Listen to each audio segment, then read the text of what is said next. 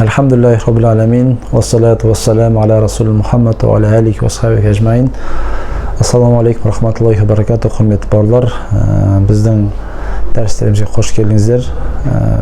Derslerimiz başlamasından burun sizlerge bizden derslerimizin kalay jüriyetini jайлы kişilerini tanıştırıp кету жөн gördük.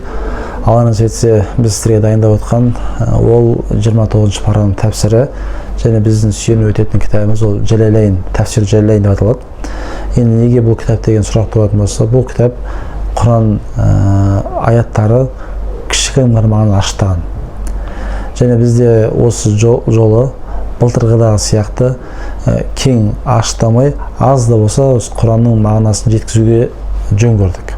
Сол себепті тәпсір ілімін осы оқыған кезде терең мағынаны білмесеңіздер де Құранның бер жақтағы мағыналарын білуге мүмкіндік табасыздар. Және бұл дәрісіміз айтып өткеніміздей екі параны жаттау сіздерге міндеттеледі. Біріншісі 30 пара болса, екінші 29 пара.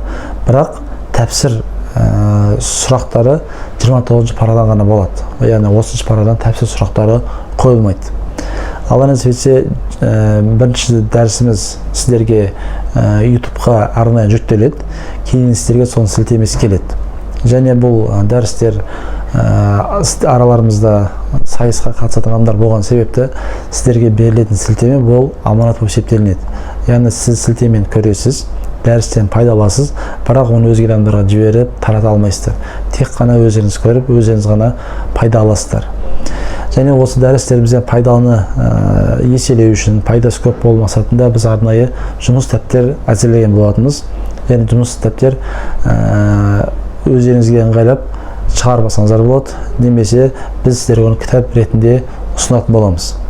Жұмыс кітаптары сіздерге не үшін қажет дейтін болсақ, әлгі айтылған аяттардың мағыналарын және басқа да керек тұстарын тұртасаңыздар болады. Және кейін қайталаған кезде сіздерге оңайшылық істеу үшін. Және бұның тағы бір үлкен пайдасы сіздерді тексеретін кураторлардың жұмысын жеңілдету мақсатында. Өйткені кімдегі жұмыс кітаптерге жұмыс істеген болса, ол дәрістерді тыңдаған және соның нәтижесі көрініп тұрады.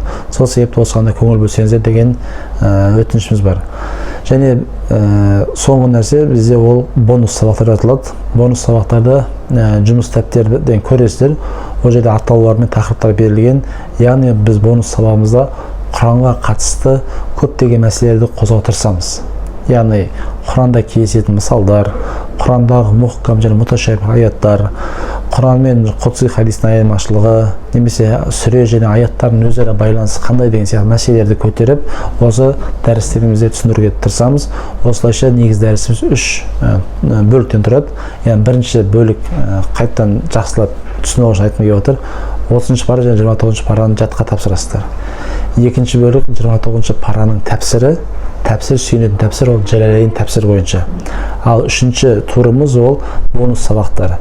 Әрқайсысы өз маңыздылығы бар. Әрқайсысына көңіл бөліп істесеңіздер нұр үстіне нұр болады. Алла баршамызға тауфиқ беріп, осы сайысымыз арқылы ілімдеріміздің артып және Раббымызға жақындайтын тағы бір қадам болуын Алла баршамызға нәсіп етсін.